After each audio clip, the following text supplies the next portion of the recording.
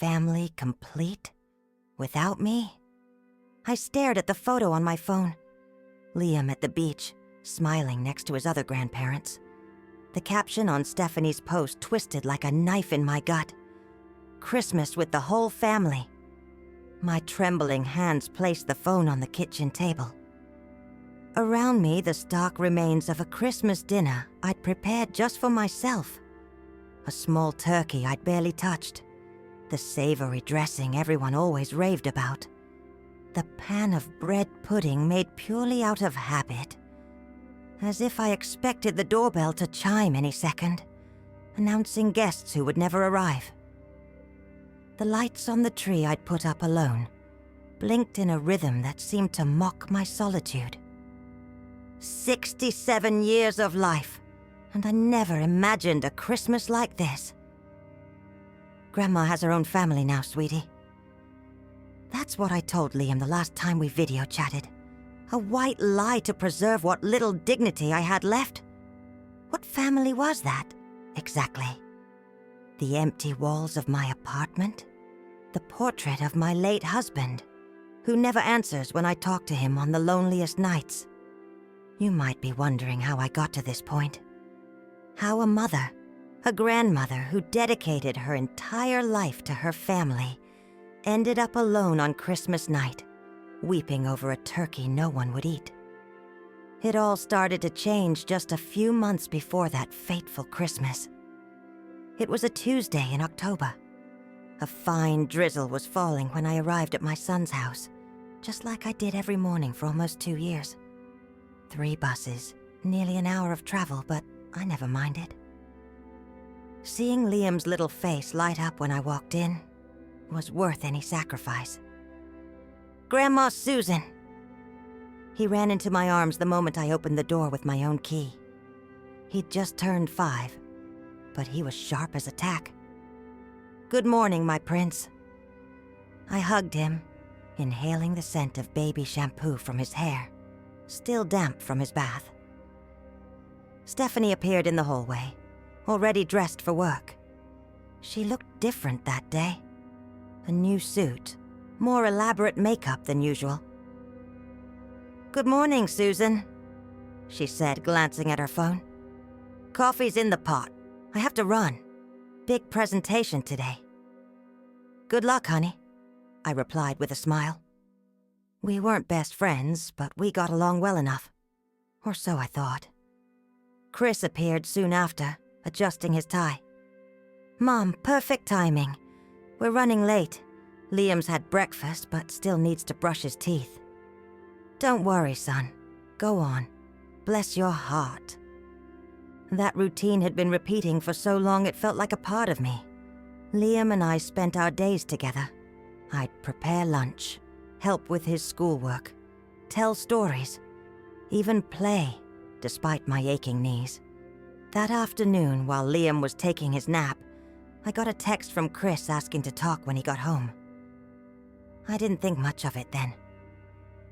When the clock struck 6, Stephanie arrived. She was beaming. "I got it, Susan! The promotion is mine!" she announced, dropping her purse on the sofa. "How wonderful, dear. Congratulations!" I got up to hug her, genuinely happy. Liam ran to his mom, who scooped him up, spinning him in the air. "Mommy's going to have a big office now, honey." Chris arrived a little later, with a bouquet of flowers for his wife. They celebrated with champagne, while I served the dinner I'd prepared. I felt part of that happiness, that shared family achievement. It was after dinner, when Liam was already in bed, that everything changed. "Mom," Chris began, sitting at the kitchen table with me while Stephanie took a shower. "We need to talk about a change." My heart quickened. A change? Were they moving away? "Steph got promoted, as you know. She'll be making almost double now, and, well, we were thinking of hiring a professional nanny for Liam." I felt the floor drop out from under me. "A nanny? But I take care of him. I always have." Chris avoided my gaze, stirring his already cold coffee. I know, Mom, and we're so grateful. But Steph thinks it would be better to have someone with a background, you know? Someone young, with a degree in early childhood education, who can stimulate his development in a more structured way. Each word was a tiny needle prick. Structured, background, young, everything I wasn't. I understand, I replied, swallowing the lump forming in my throat. When do you want me to stop coming? Starting next week. We've already done some interviews and found a great girl with a degree in early childhood education. I nodded, unable to say another word. That night, I went home early, claiming a headache. In truth, I couldn't bear for them to see my tears. The following weeks were an exercise in adaptation. I started visiting only on weekends. I'd bring cakes and pastries, clinging to my presence in my grandson's life. Liam always greeted me with tight hugs and questions about why I didn't come every day anymore.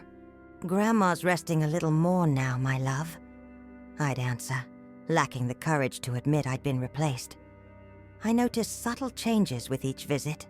Liam started talking about Miss Camilla, the new nanny, how she played fun games, how she knew songs in English, how she had a tablet with educational apps.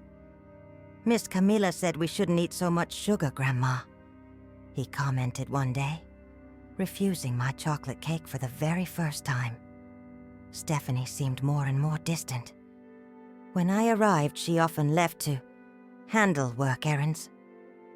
Chris tried to compensate, being extra attentive, but I felt something had fundamentally shifted between us.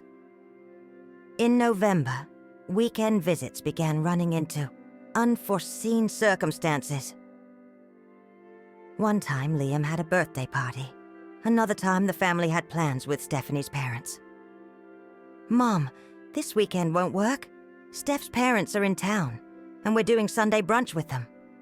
"Of course, son. No problem." But there were problems. Many of them. I was slowly being pushed aside, like an old piece of furniture moved to a less visible corner of the house, until one day it's taken to the basement. Then came that call, a week before Christmas. "Mom, this year's going to be different. Steph's parents rented a beach house and, well, we're spending it with them." My heart skipped a beat. Christmas had always been our sacred family time. Ever since Chris was little, I prepared the dinner. We put up the tree together, exchanged presents at midnight. "Oh, I see," I replied, trying to keep my voice steady. "Can I come too? I can help with the food. You know how I make a wonderful turkey." The silence that followed was so long I thought the call had dropped. "It's just that it's a gathering just for Steph's family, you know?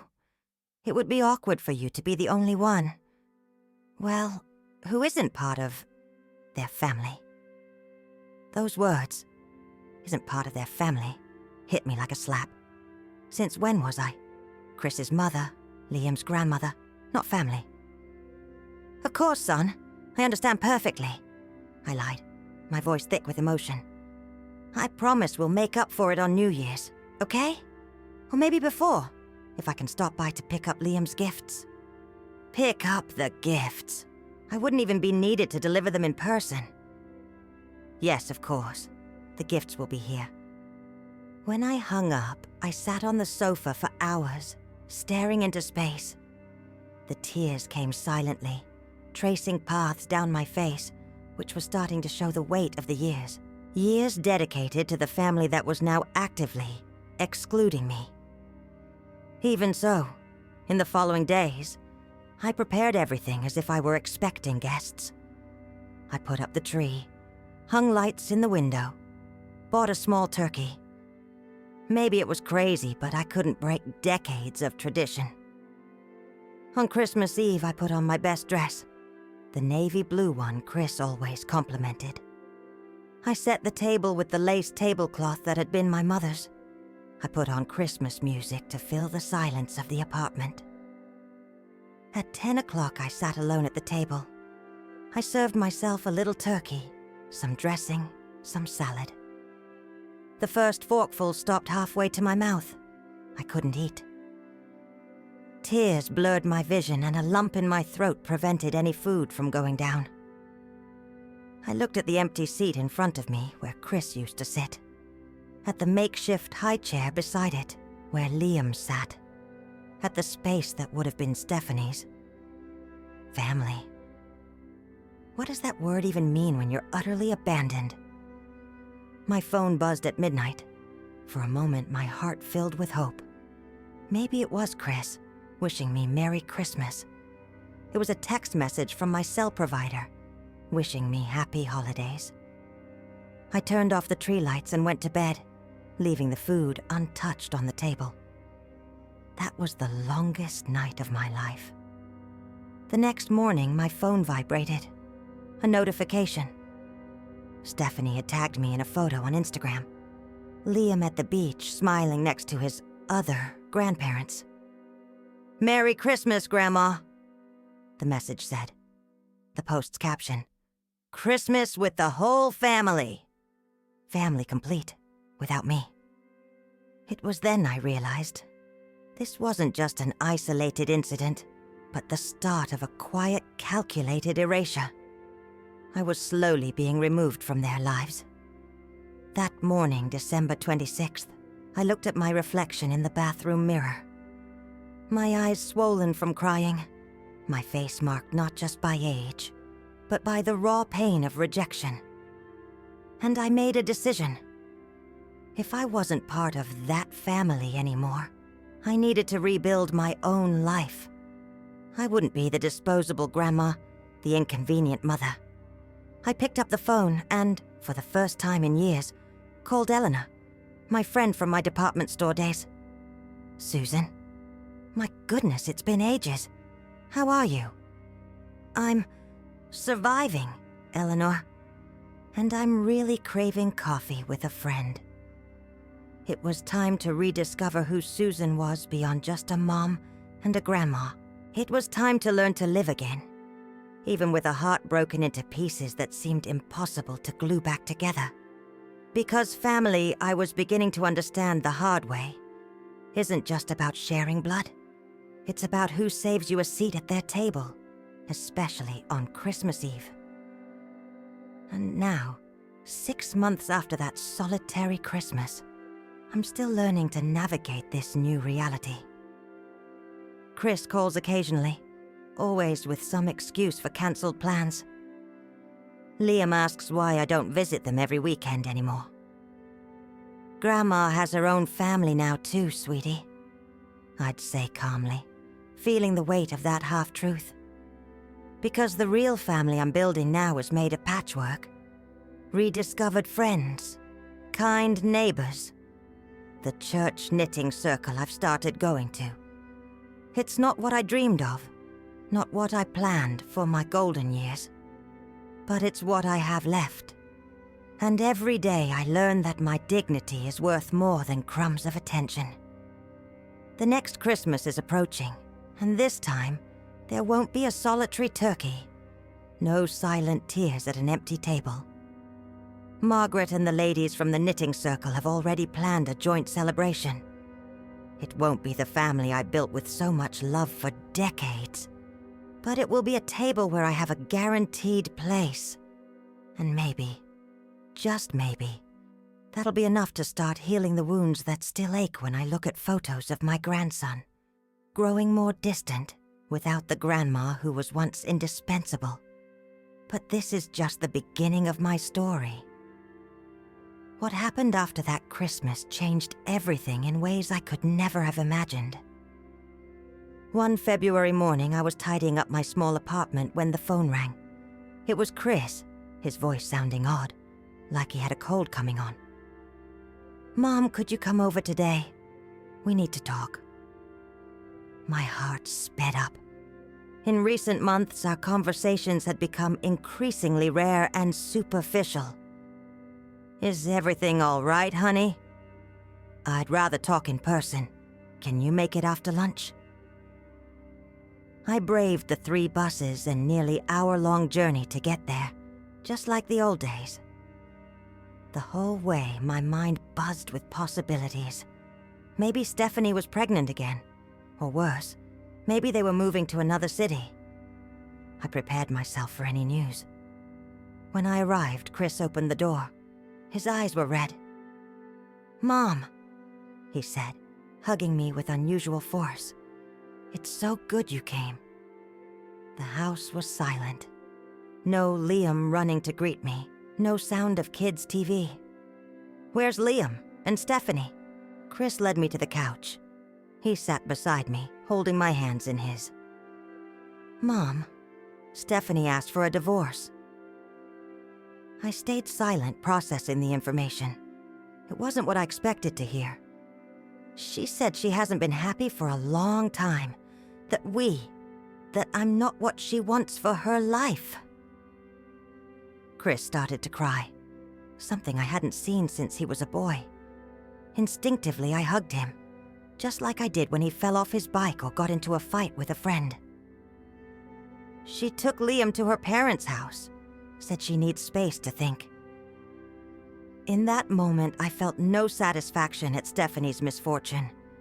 I could only see my son's raw pain, as real and palpable as my own loneliness of the past few months. "Son, I'm so sorry."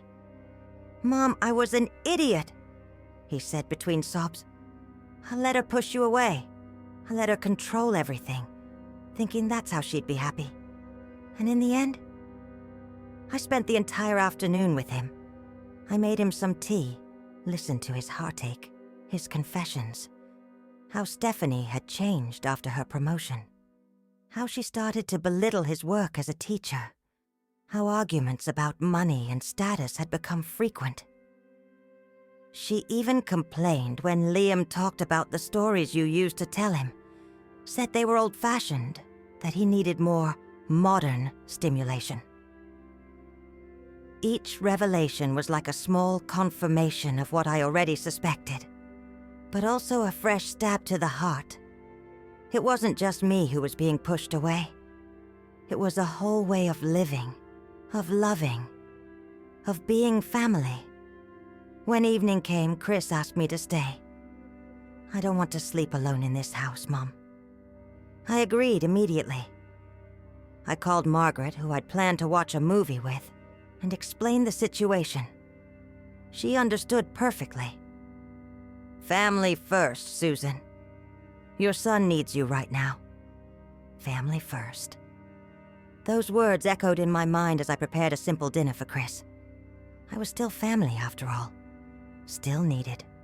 Still a mother. That night, sitting at the kitchen table, Chris looked at me with tired but sincere eyes. "Mom, will you forgive me for letting us drift apart for that Christmas?" I swallowed hard, remembering the sting of those lonely days. "Son, there's nothing to forgive. You were trying to build your own family." "No, Mom. I was wrong. Family isn't just who lives under the same roof. It's who's there for you through joy and sorrow. It's who truly knows you." We stayed up late that night, talking like we hadn't in years, about the past, about the uncertain future, about Liam. She said she's going to ask for primary custody. Chris confessed, the fear evident in his voice. Said with her job, she can give him a better life. "We'll face this together," I promised, holding his hand. One day at a time. The next morning, I woke up early and made Chris's favorite childhood breakfast. Pancakes with maple syrup and cinnamon. The smell brought him into the kitchen, his eyes still a bit puffy, but with a small smile on his lips. "This reminds me of when I was a kid," he said, sitting at the table. "You always asked for these on Sundays," I replied, placing the plate in front of him. We were finishing eating when the doorbell rang. Chris went to answer it, and I heard Stephanie's voice in the hallway. I got up, uncertain if I should withdraw to give them privacy. "Didn't realize your mother was here?" I heard Stephanie say, her tone cold and distant. "She came to support me. What did you expect?" There was a pause. Then Stephanie appeared in the kitchen, Liam by her side. My grandson ran to me as soon as he saw me. "Grandma Susan!" He threw himself into my arms and I hugged him with all the pent-up longing. "My little prince, look how much you've grown." Stephanie remained at the kitchen entrance, watching the scene with an expression I couldn't quite decipher. She was elegant as ever, but there was something different in her eyes. A hardness, perhaps, or just plain exhaustion. "I came to bring some of Liam's clothes," she said to Chris, "and to discuss visitation hours." "Visitation hours? He's my son, Steph. Not an appointment on your calendar." I felt the tension rising and decided to step in. "Liam, how about we go see if those adventure books of yours are still in your room? We can read a bit while your parents talk." Liam nodded enthusiastically, taking my hand. As we left the kitchen, I heard Stephanie murmur something about always getting involved and emotional manipulation. I pretended not to hear. In Liam's room, everything was as I remembered it. The toys organized on the shelves, the children's books, the wallpaper with little astronauts that Chris and I had put up together before he was born. "Grandma, where did you go?" Liam asked as he picked his favorite book from the shelf. The question caught me off guard. How do you explain the complexities of adult relationships to a 5-year-old? "Grandma didn't disappear, sweetie. I was just, giving your folks some space."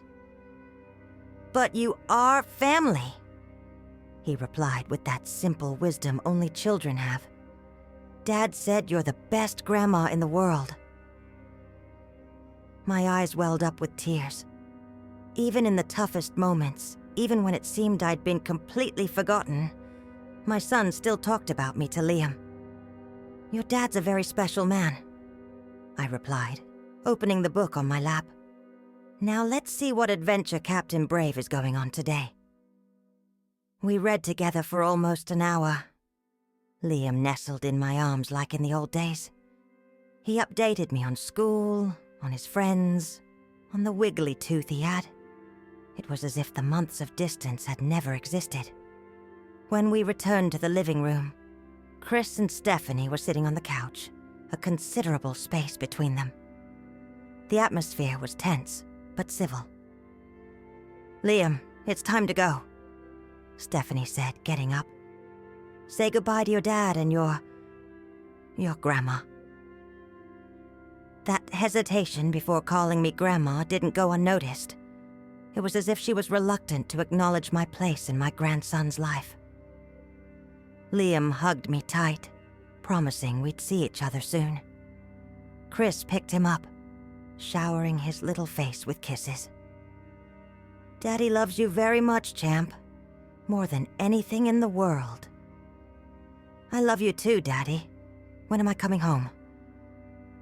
The question hung in the air, heavy and painful. Stephanie intervened quickly. "You're going to stay a few days at Grandma Helen and Grandpa Paul's, remember? Like summer break. And you'll see Dad on weekends." Liam nodded, though he seemed confused. Kids sense when something is wrong, even if they don't quite understand what. After they left, Chris collapsed on the couch, his face in his hands. "She wants the house too. Said it's best for Liam to maintain his stability, as if separating his parents wasn't destabilizing enough." I sat beside him, putting my arm around his shoulders. "Son, you're a teacher. You know how resilient kids are when they have love and security, and Liam's got plenty of that." Chris looked up, his eyes meeting mine. "Mom, can I stay with you for a while? Until I find a place?" Of course you can. My home will always be your home. That very afternoon, we packed a few bags with Chris's clothes and personal belongings. While he was sorting important documents in the study, I found a photo album on the living room shelf. I sat on the couch and started flipping through it.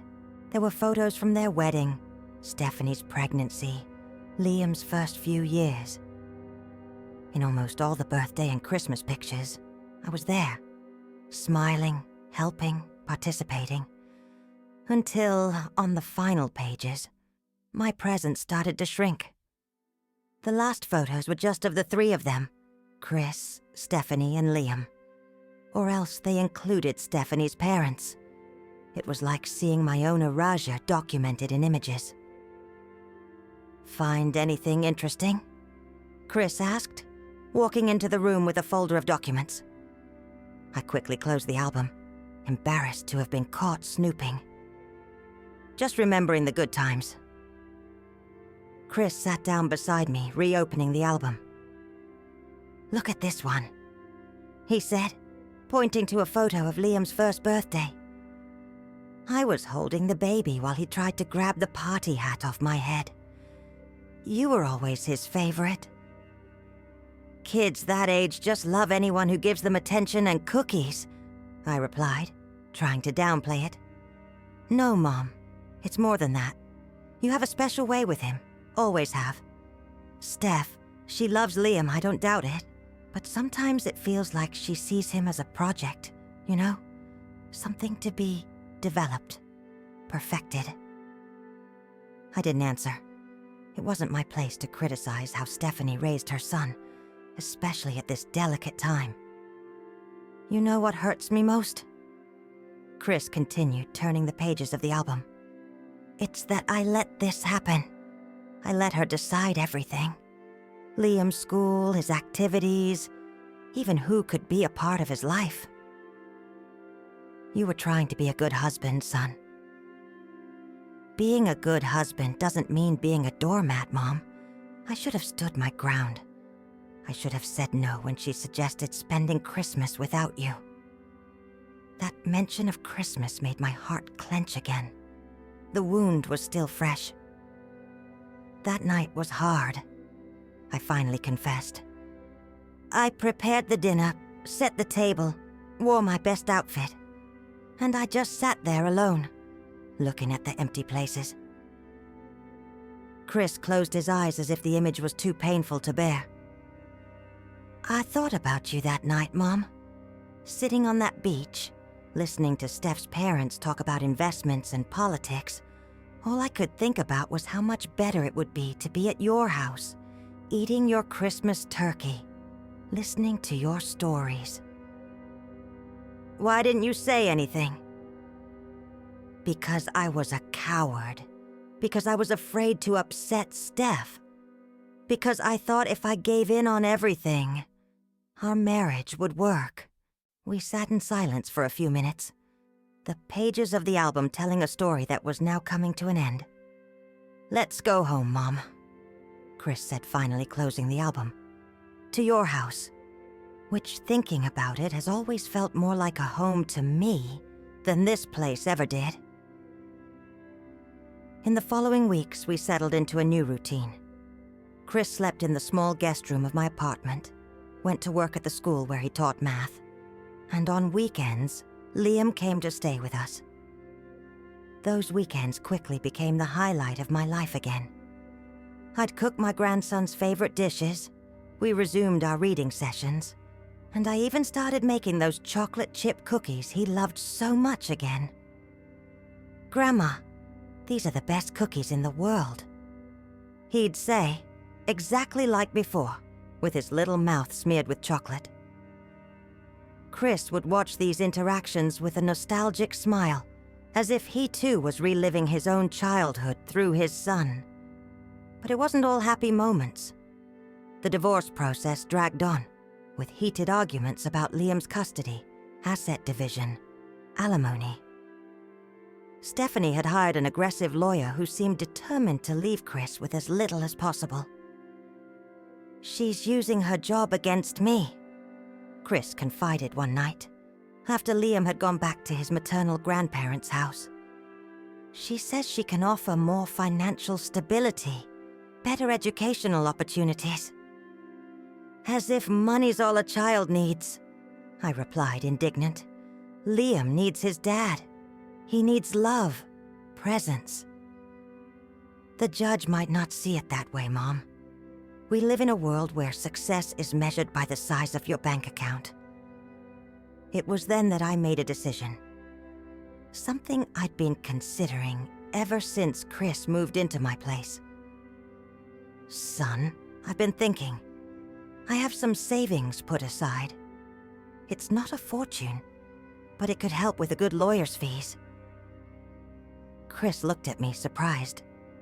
Mom, I can't accept. That money's for your retirement, for your needs. And what greater need would I have than to help my son and my grandson? Besides, I added with a smile, it's not like I have plans to take a Caribbean cruise. After much insistence, Chris accepted my help.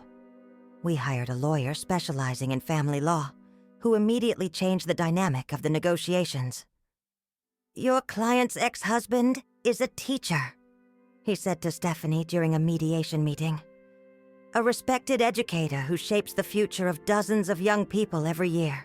I suggest we rethink this narrative that only financial resources determine the quality of a child's upbringing. It was the first time I'd seen Stephanie speechless, uncomfortable in her chair. Our eyes met briefly and I noticed something I hadn't before.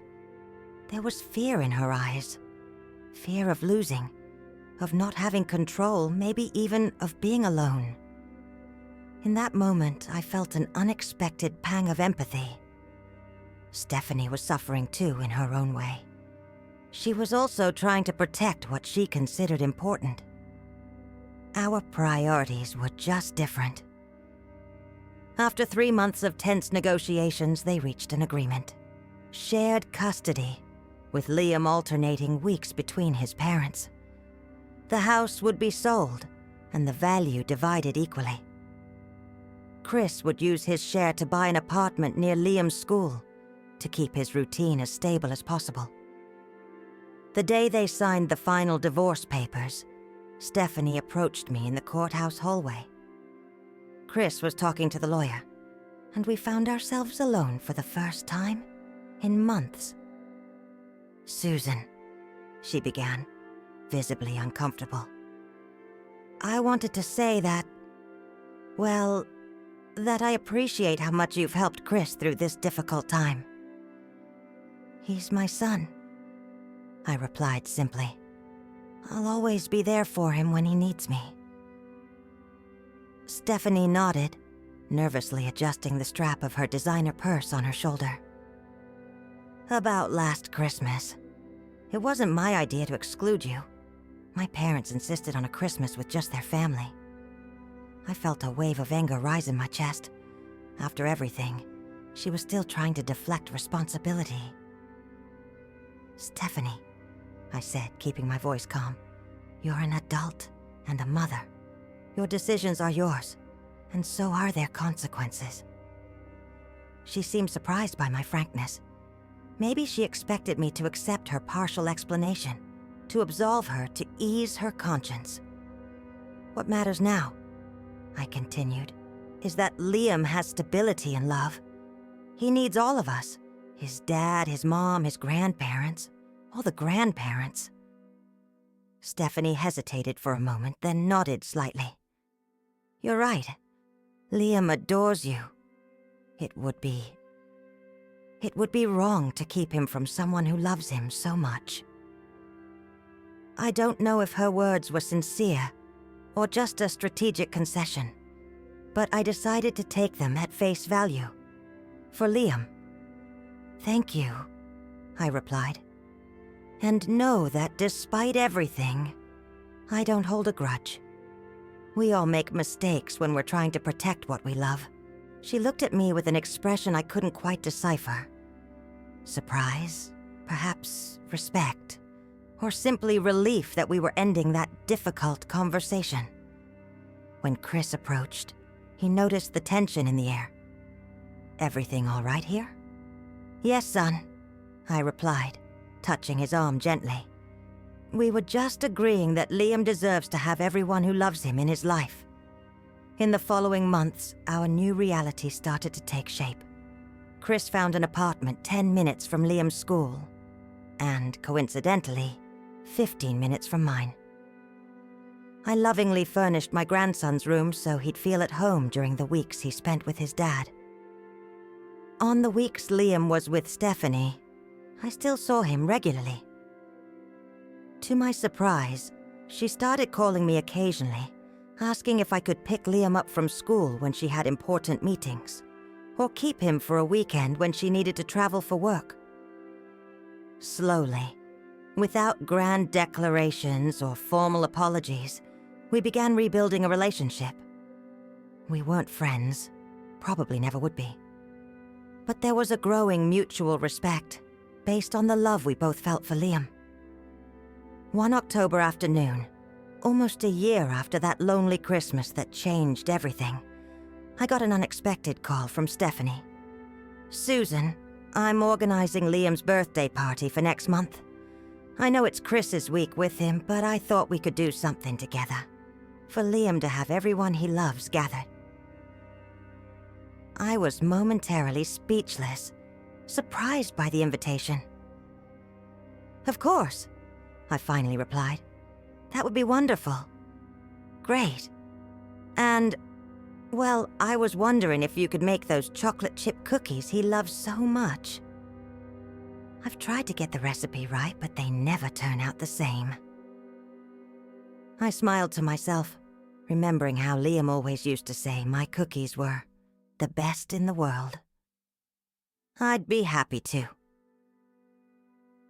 When I hung up, I stood by my apartment window, watching the autumn leaves dance in the wind. Life turns in ways we never imagine. A year ago, I was sitting alone at a Christmas table, crying over a turkey no one would eat. Today, I was being invited to be part of my grandson's birthday celebration. Not as an inconvenient family obligation, but as someone valued, someone needed.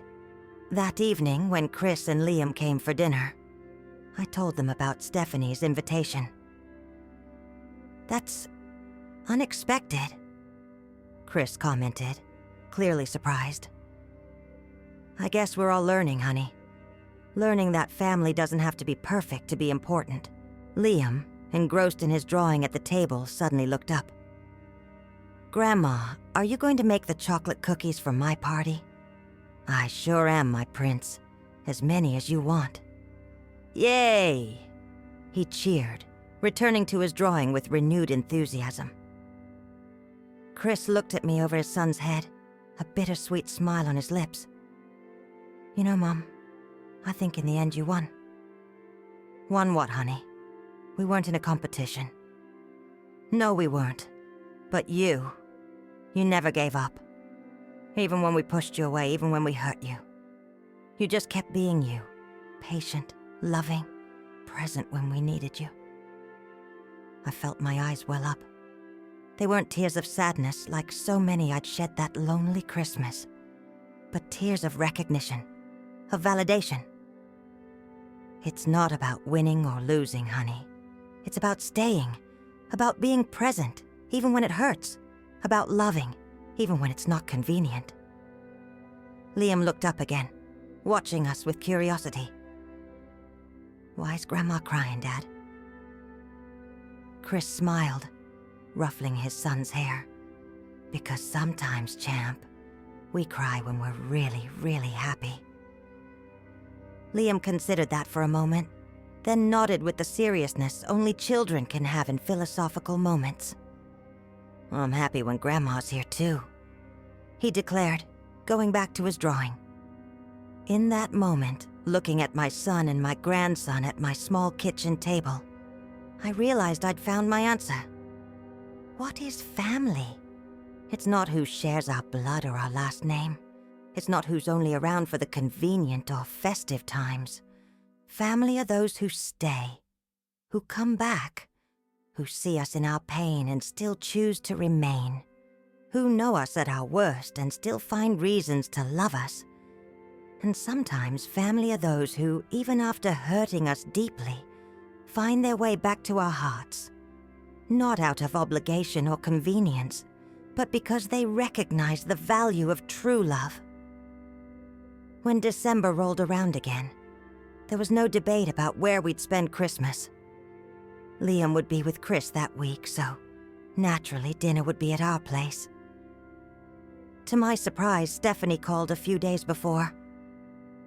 "Susan, I know it's Chris's week with Liam, but I was wondering if I could join you for Christmas Eve dinner. Just for a few hours.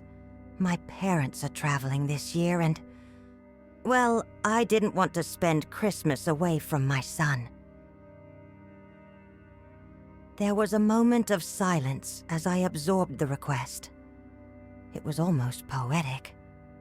A year ago, I was practically begging not to be excluded from Christmas. Now, it was Stephanie asking to be included. "Of course, you can come, Stephanie. Family is family, through every season." On Christmas Eve, my small dining room was full. Chris and Liam, of course. Margaret and a few friends from my knitting group who had become an important part of my life. And to many people's surprise, Stephanie. When everyone had been served and glasses were full, Chris stood up for a toast. "I want to thank everyone for being here. This year has taught us so much about what truly matters, about forgiveness, about new beginnings, about the real meaning of family." His eyes met mine, full of love and gratitude. "And I especially want to thank my mom, Susan, who showed us that true love endures, even in the hardest times. Who taught us that family isn't just about sharing blood, but about holding a place for us at the table, especially on Christmas Eve." My own words, spoken in a moment of deep pain, now returned as a celebration. As a universal truth that everyone at that table, in some way, had come to understand. Liam, sitting between his dad and his mom, looked at everyone with bright eyes, soaking up the love that filled the room. Stephanie, to my surprise, had tears in her eyes. In that moment, I realized my journey had come full circle. From rejection to acceptance, from loneliness to community, from pain to healing. It wasn't the family I'd imagined a year ago. It was more complex, more imperfect, more real. With scars and difficult stories, but also with an infinite capacity for growth and renewal. Because family, I finally discovered, isn't a static concept or a perfect photograph in an album. It's a living organism that grows, changes, sometimes breaks, but that always carries the possibility of healing.